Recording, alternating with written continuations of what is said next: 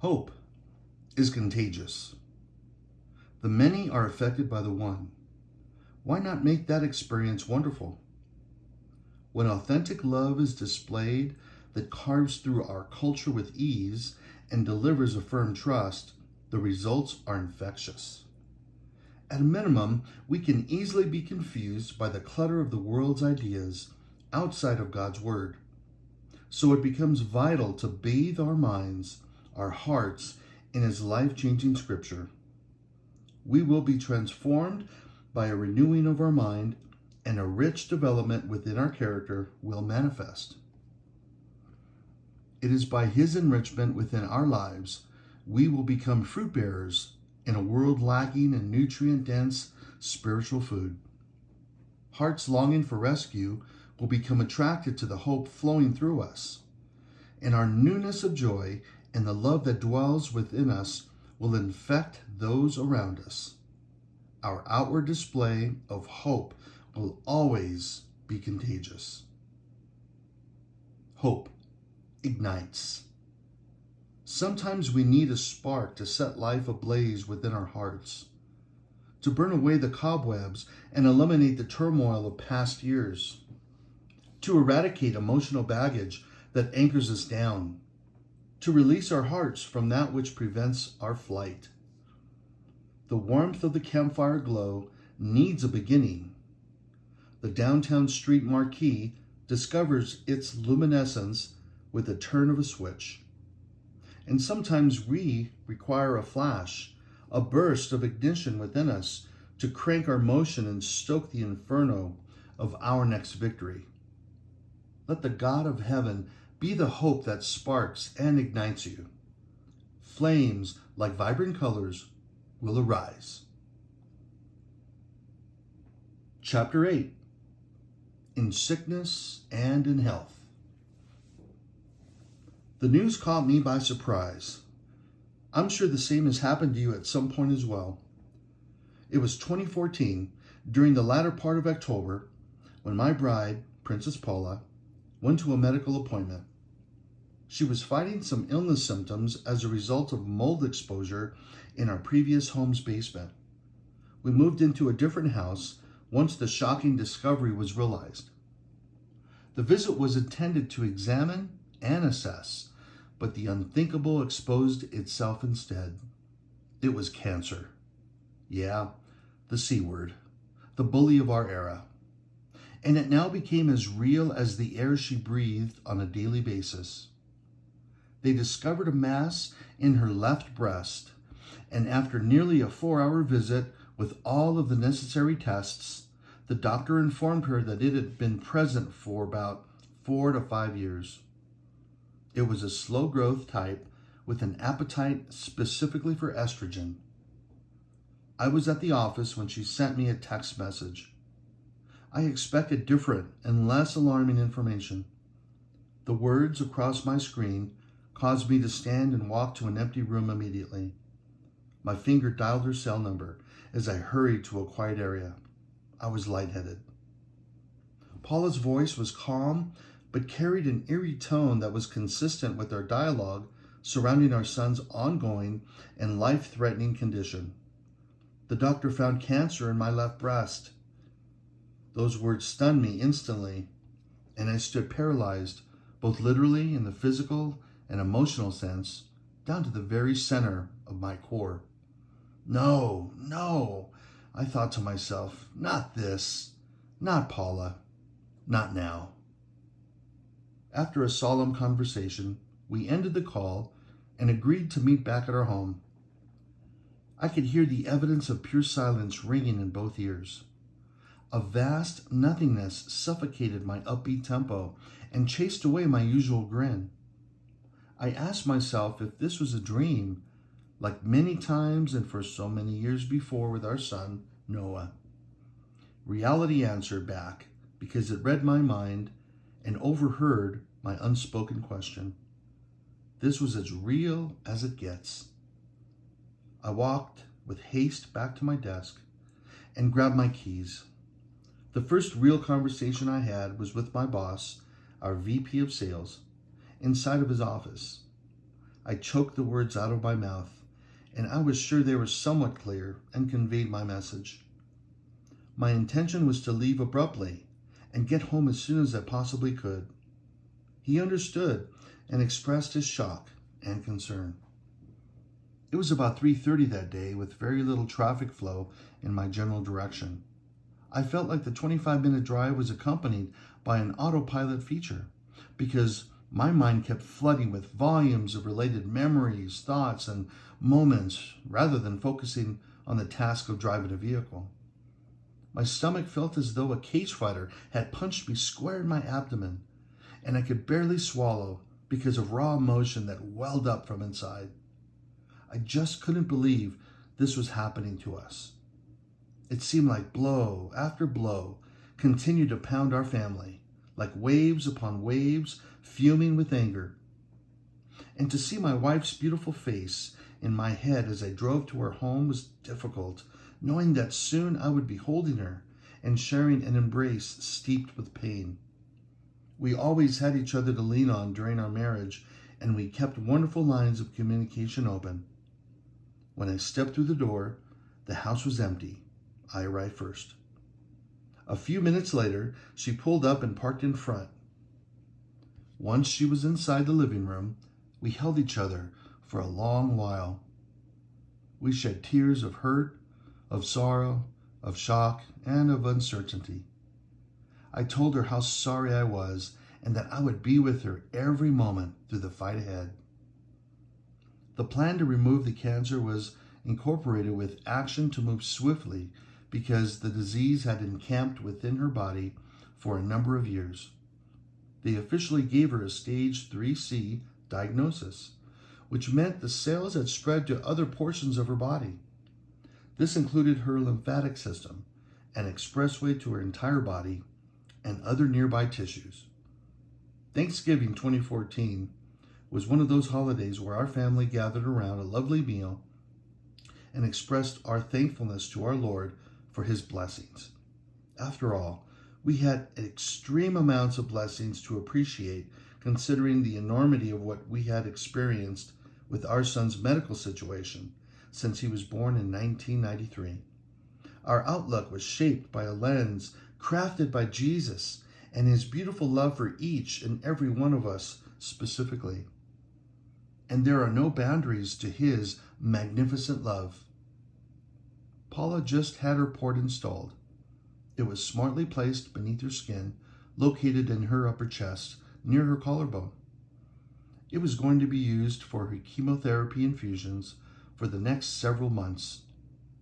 Thanksgiving dinner, Thursday evening, was a special time for her and for us, because her first treatment would be administered that coming Monday. But that night would be spent with her children and with loved ones who came across the country to support our family. We knew it was the calm before the storm that so many of us hear about, either in the movies, on TV, or in our discussions with others. We understood what this expression meant. The calm had settled on our lives just as we prepared for the calamity my wife would endure very soon. There was peace and there was hope. Not the kind you buy at the local thrift store from a dusty shelf for $1.50. No, the kind of hope that is stored in heaven for such a time as this. And we knew the punchline. It was this: no matter the outcome, Paula would be personally cared for and escorted through the fire by our loving and gracious God. How can anything stand against that? Nothing. Period. As expected, the chemotherapy infusions delivered chaos and misery to her body. Not to mention the emotional strain of endless exhaustion and wrestling with piercing pain. It was torture on purpose. And that just made no sense whatsoever. The only exception, of course, was the end result the physicians meant to achieve. That's why you do it. That's why you suffer in the short term, so there is a life to live in the long term, physical and emotional scars and all. One of the most poignant and moving illustrations of love appeared through my brother-in-law, David. It began with a phone call from a 3-hour time difference, West Coast to the East Coast. "Hey, brother." His voice was upbeat and cheery. "How are you doing?" "David, hey, good to hear your voice," I replied. "How's my sister doing?" He suddenly changed the mood with his concern. "She's fighting hard. The chemo has taken the wind out of her sails, but her fight within is intense," I answered as any hurting husband would. "Listen, don't tell her I called. I want to surprise her." He sounded like a kid planning an attack on a menacing pirate ship. "I want to fly out to see her." "Oh, yeah? That would be wonderful." I shared in his enthusiasm, thinking his visit would be somewhere in the coming weeks. "When do you plan on coming out?" "Tuesday," he blurted out. "I need your help to pick me up from the airport around 5 p.m. "What?" I was surprised at how soon his arrival was and so pleased for Paula. "Absolutely, brother. I'll definitely be there to grab you. She's going to love seeing you, and it will lift her spirits." After our conversation, I kept my secret. As much as I wanted to tell my sweet, suffering wife that her brother was going to drop in within a couple of days to see her, I held that one close to my chest. Aside from her hours of dual cocktail chemotherapy infusions, as if one medication was not at all worse enough, she would either rest in her bed or sit comfortably on our living room sofa. We kept the interior temperature comfortable and the balmy because it was winter in Pittsburgh, but she always wore a beanie to keep her bare head extra warm. The soothing glow of the blazing fireplace, just a mere 5 feet away, didn't hurt either. When she was not asleep, she read and she talked with God about everything. She exchanged words and sometimes groans in her spirit with her Maker, because she knew who He was in her life. She completely and unmistakably held her confidence in His will for her life. There was no way she would be angry with Him for this. Instead, she uttered sweet praises of worship and adoration to Him. Unless you encounter this relationship for yourself, it can be difficult to imagine. There was perfect peace and joy underneath her pale skin and sunken-in eyes. It was given to her each day by the Prince of Peace himself. Tuesday had arrived, just like the calendar had promised. I made sure that I left the office early to drive across town and pick up David from the Pittsburgh International Airport. I found him at the curbside once his plane landed, and we started our drive back to our place. It sure was great to see him, and what a surprise it was going to be. During our hour-long commute, I brought him up to speed on every single detail concerning Paula's situation. He was deeply moved and saddened. During times like this, we really missed our family members. Living across the country for Noah's medical needs isolated us from those whom we cherished. Having David in my car was proof that my heart jumped for joy because of his presence. We parked in front of our townhome, and he wasted no time jumping out of the passenger seat. Clearly, he was on a mission. On the way home, we agreed that I would open the door, walk in first, and he would casually follow me through the living room several steps behind. And that's how it played out. "Hi, baby," I greeted Paula as she sat in her favorite part of the sofa. As I leaned over her to kiss her, my body concealed her brother behind me. As I stood back up, her eyes shifted away from my face over to a familiar figure that stood in our living room. "Hi, sis," David said, wearing the biggest smile you can find anywhere. He walked towards her, and she realized this was really happening to her.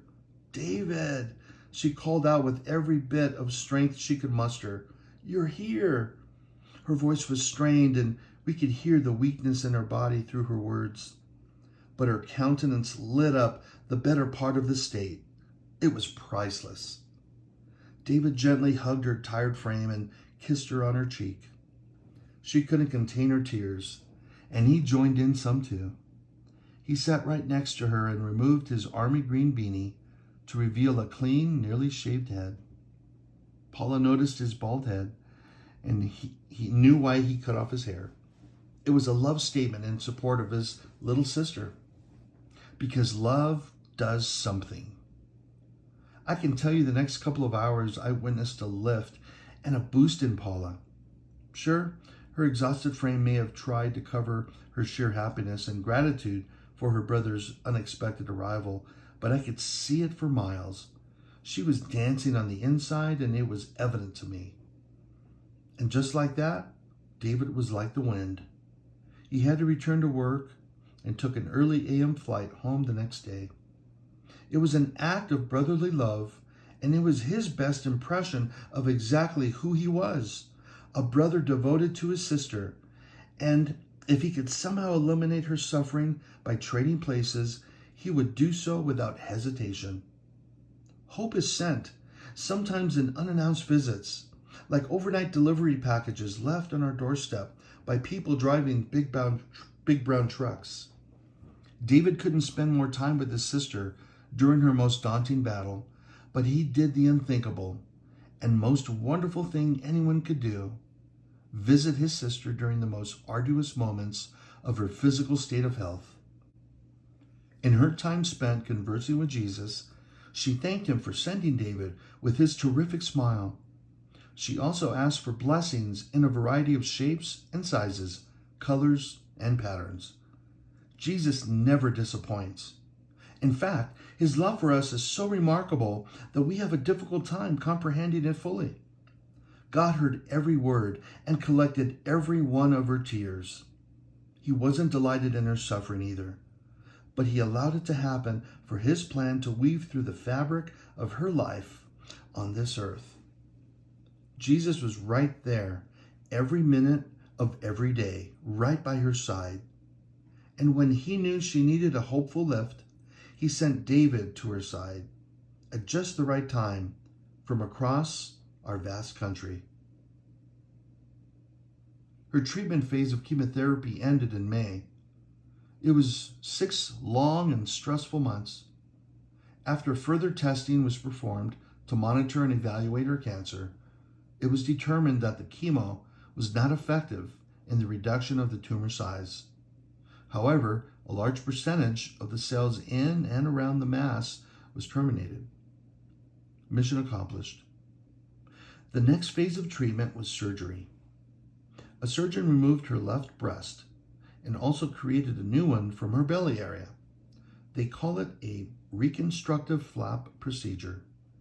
They also removed 13 lymph nodes from her left armpit region and one from her sternum, breastbone.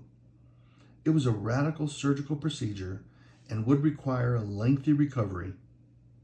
When the physicians examined the extracted lymph nodes, they found clusters of thriving cancer cells, making the timing of such surgery very crucial.